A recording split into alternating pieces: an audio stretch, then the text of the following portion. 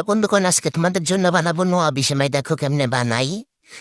প্রথমে লাচ্চাগুলাকে ভেজে নিব। এখানে আমি 300 গ্রাম লাচ্চা নিয়ে নিয়েছি।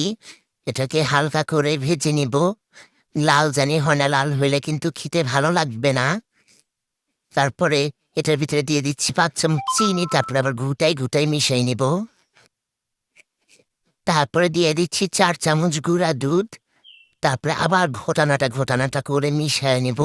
মিশানো হয়ে গেলে এখান থেকে অর্ধেকটা তুলে রাখবার, অর্ধেকটার ভিতরে জর্দা কালার দিব। যে সাইড করে রেখে এখানে সাদা লাচ্চার লেয়ারটা করে নিচ্ছি। তারপর আমি দুধটা জাল দিয়ে নিব।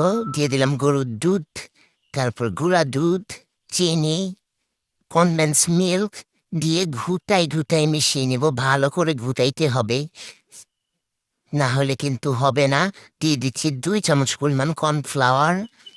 সেমাইটাকে ডেকোরেশন করে নিচ্ছি নারকেল দিয়ে। ডাইগুটা যে দুধটাকে জাল দিয়ে নিয়েছি সেটা ঢেলা দিব। তারপরে দিয়ে দিচ্ছি কিশমিশ। তারপরে দিয়ে দিব শুকনা লাচ্চাগুলোকে ভালোভাবে এইভাবে ছড়াই দিবা, না হলে কিন্তু হবে না। এভাবেই দিবা। তারপরে দিচ্ছি জর্দা দিয়ে ভাজা লাচ্চা। এবার দিয়ে দিব পুরানো নারিকেল।